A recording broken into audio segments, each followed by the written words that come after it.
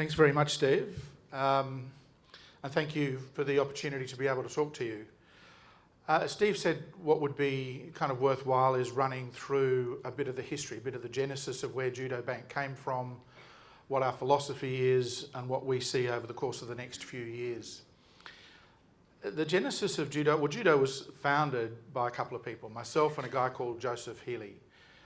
Joe and I have had 30 plus years in banking, myself 10 years with Macquarie Bank, 11 years with ANZ, and kind of 9 years with NAB, mostly in the investment banking and financial market side, but more latterly in the 9 years that I had with NAB, it was running a chunk of their business bank, their education and healthcare and property and agriculture and so forth. Joseph was similar, had had 30 years, Lloyds, Citibank, ANZ, NAB, CIBC. We worked together for a long time, both at ANZ, and then I went across to work for him at NAB in about 2009.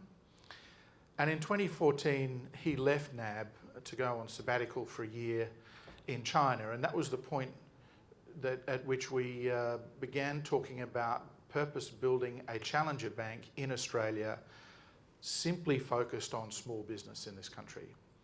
We'd run the largest business bank in the country for the best part of a decade, that is NAB's business bank.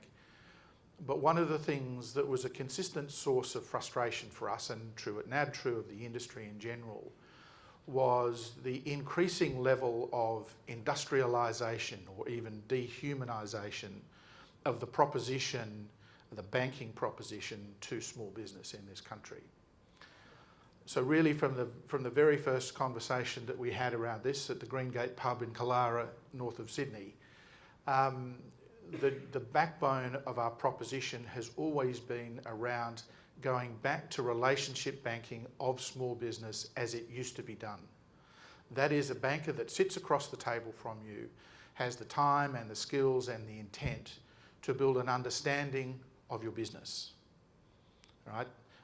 That actually takes the time to get to know you and for you to get to know them, based on an understanding, structuring the right packaging for you, and ultimately, over time, building a level of trust. In many ways, that's the way banking of small business used to be done a decade or more ago. As Steve said, we are very much underpinned by cutting-edge tech, but we don't call ourselves a fintech. The technology for us is all about enabling that relationship proposition to small business. So what do I mean by small business? In terms of our definition, that's companies with a turnover of up to about 50 million. Our maximum lending is 20 million. Our minimum is about $250,000. Our average lending is about 2 million.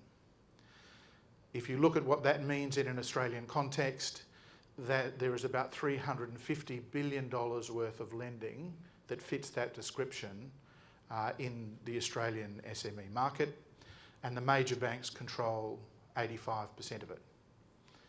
They generate about $16.5 billion worth of revenue a year from it, and have done so for decades. We believe that we can actually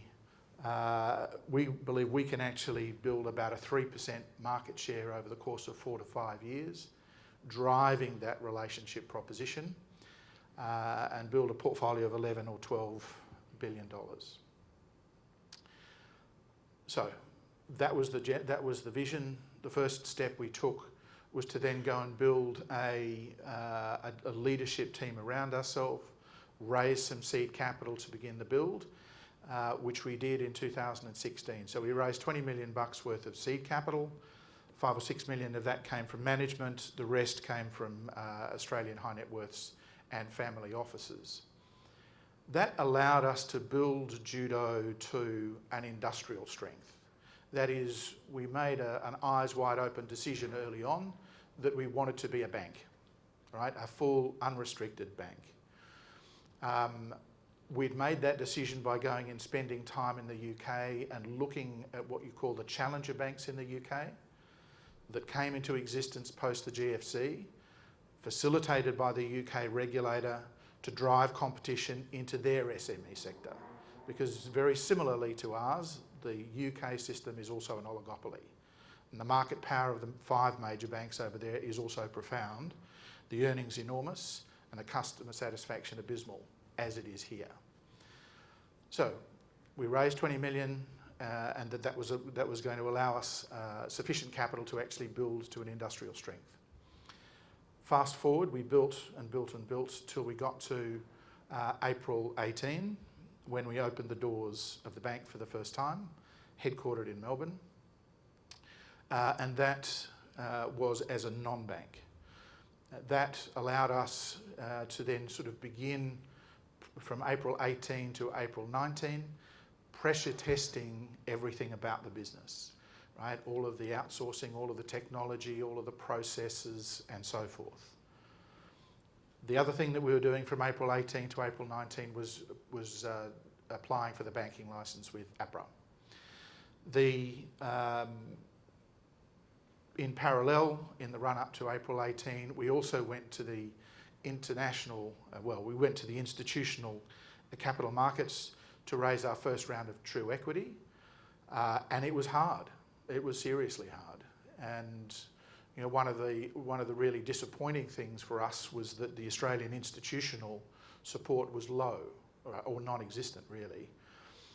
But we found excellent pools of capital from players like Ontario Public Services Pension Trust, or Ironbridge Capital, or Credit Suisse Asset Management out of the US, and a range of others. So big mainstream institutional international funds. And that allowed us to open the doors in April 18 and to begin that period of pressure testing. Come forward to April 19, we got our... Sorry, Steve, can I ask a question? I'm talking for about 20 minutes, right? It just says 3 minutes here. Right, okay, I'll add 10 onto that. Well, as long as people don't fall asleep.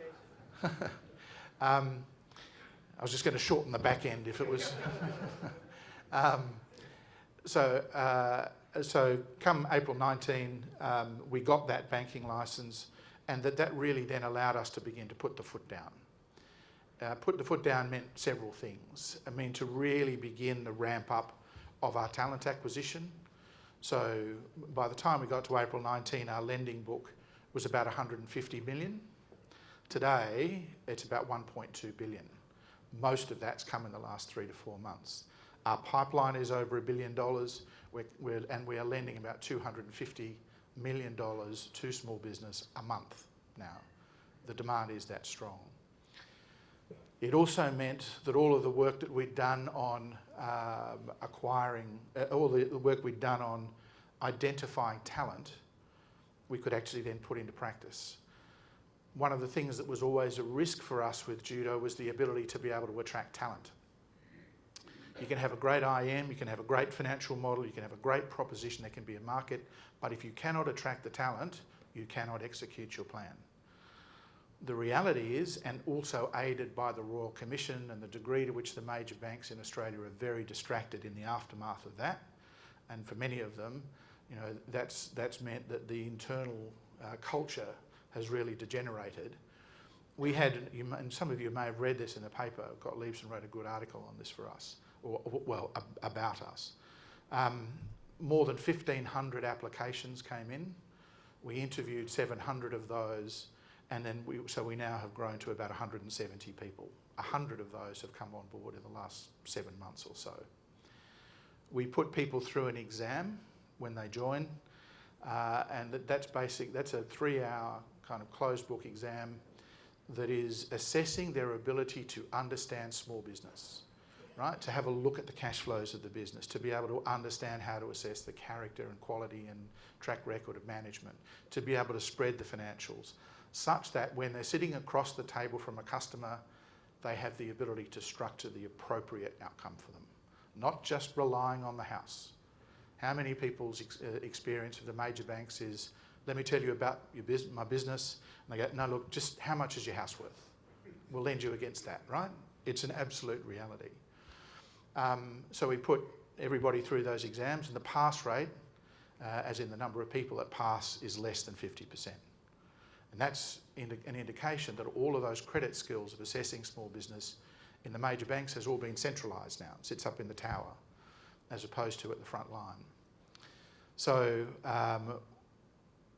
we put the foot down by recruiting talent. We've gone from 70 to 170.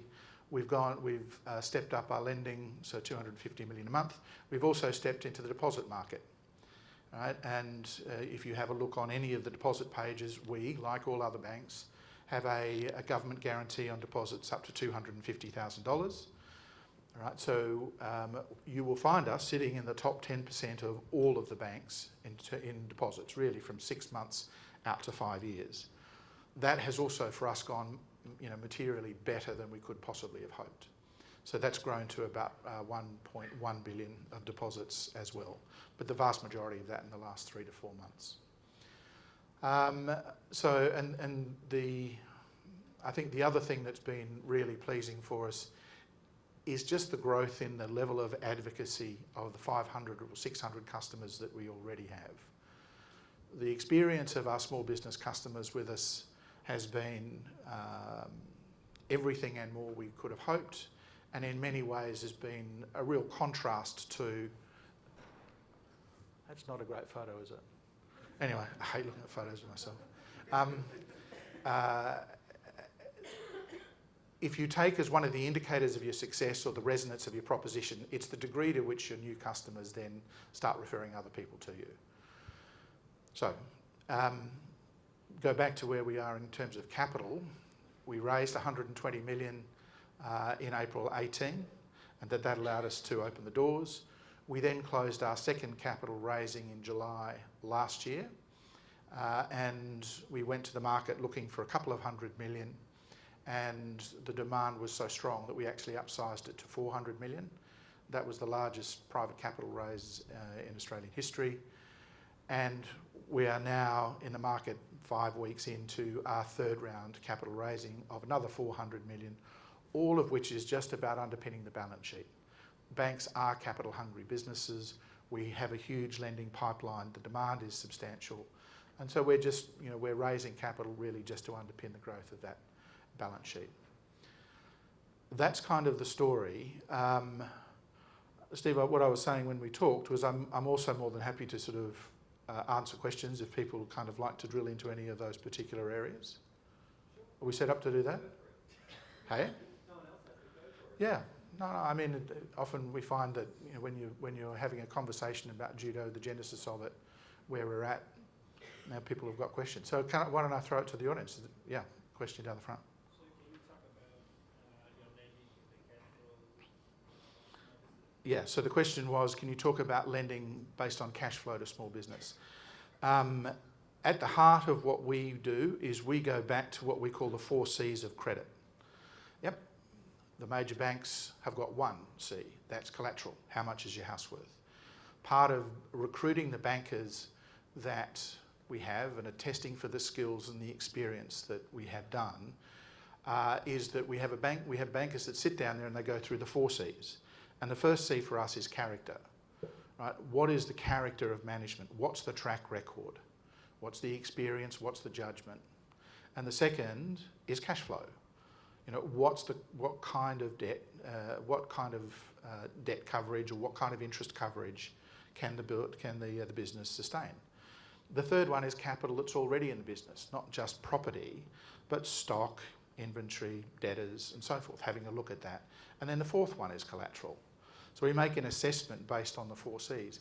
There are a lot of businesses in Australia that shouldn't have to put their house on the line. They've had 10 or 15 years of profitable operation that should stand on its own 2 feet if properly and holistically assessed.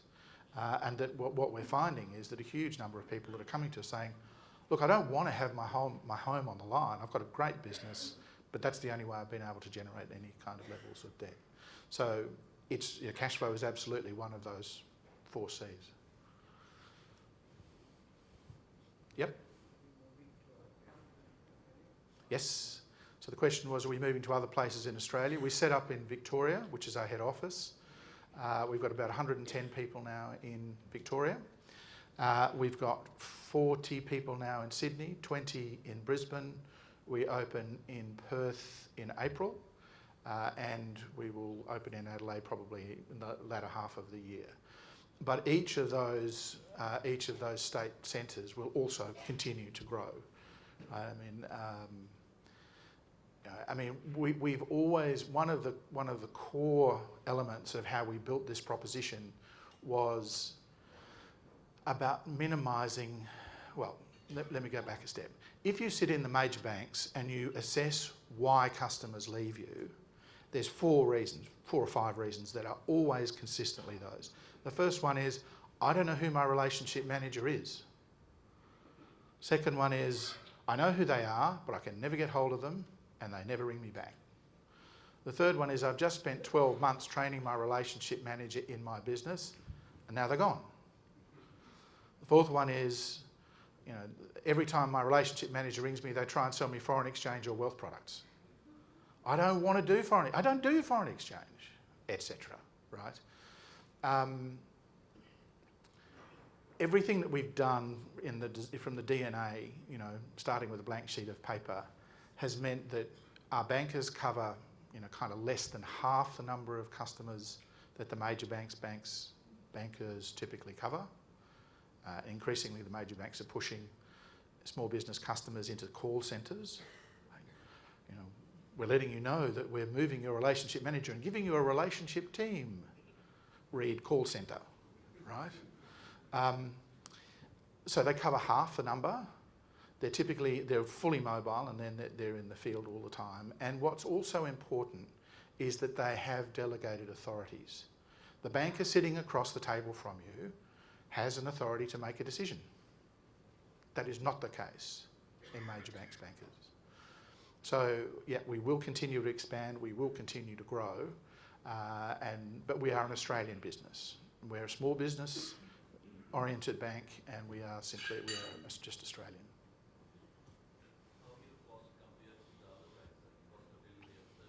Yep. So the question was, how are our costs relative to the other banks? So in our early years, they're high, right, in a cost to income ratio sense, as you would imagine. But as we build scale, remember, we've been able to build this without any legacy. Yeah, so we have no legacy technology. All of our technology is in the cloud, right? It's everything software as a service, infrastructure as a service, everything as a service. So it's all cloud-based, it's all cutting edge. We don't have a server, don't need a server. We've got full data lakes that underpin the business to capture the data. And we also don't have those huge corporate centres and huge physical presences that the major banks do. Yep, so when you sit inside a major bank and you have a look at your cost line, there's a certain amount that comes from the business you run, and there's another bit that gets recharged from up there. Yeah, we purpose-built it to be really lean and to take advantage of the fact that we have no legacy. So we get down to cost to income ratios that are materially better than the major banks once we get to scale. One up the back. Are there plans for SMSF deposits in the future? Yes, there is. So that's a great question. So as with all things, as with our step into lending, we did it slowly. We wanted to make sure that the promises that we made to the market, such as we turn everything around in 5 days, that we actually have a banker that comes out and sits down with you. We wanted to make sure we could continuously deliver on that. In the same way, in the deposit market, we're just doing term deposits. And in terms of the current structure, the potential depositors are typically individuals or corporates, but we will introduce SMSF deposits in the near future. Sorry, one down the front. You're raising 400 million, Yeah. Your investors are all Australian, or you have some from Singapore? Yes, so that was kind of part of the first point, is that we've been, let's say, underwhelmed by the participation of Australian funds. Big international real money and hedge and private equity funds, mostly private equity funds. So in round 2, our 10 institutional investors, 9 of them followed on into the following round, right into round 2. We also brought in 2 or 3 new investors in round 2, the biggest of which was Bain Capital out of Boston. Another one which was called Tikau, which is a French fund, but based out of their Singapore office. So we have probably 5 or 6 large Australian family offices, but we don't have a mainstream Australian fund, albeit a number of them are looking very intently at this round. So it's important, I think, when you're talking to international investors and they sort of have a look at the investor base, they go, that's fantastic, wow, there's some great names there. Oh, why isn't there an Aussie there? Right? So it's important that we get one in this round, and I'm pretty sure we will. Sorry, I'm running over. I've now run over, I'm sorry. Last one. Yep. So great question. So where do brokers fit into that? Really from day one, we saw the brokers as strategic partners. In many ways, at best, for the major banks, the brokers are a bolt-on, and in some cases, they're a necessary evil. I guess that's the way they're seen. For us, the broker market has, as the banks have industrialised and created that relationship vacuum, the first people into that were the brokers, most of whom are ex-bankers, that are building that connectivity, having that relationship, building that trust and familiarity and availability. So we have very strong partnerships with the brokers. Now, we always make the credit assessment and we always spend time with the client, but our commitment to the broker market is that everything is transparent. We'll never take the client from you, and that that there is there's a sort of a fundamental written in ink commitment to a true strategic and open and transparent partnership. And it's been, so we thought in our IM that we would sign up sort of 60 or 70 brokers. I think we've signed up 280. So the relationship with the broker market is as strong as it could possibly be. Anyway, so having extended my time by 10 minutes, I'm now over by 2. So I hope you found that interesting. Please do look us up. 13 Judo is the number. And it's been I appreciate the opportunity to be able to talk to you. Thank you very much.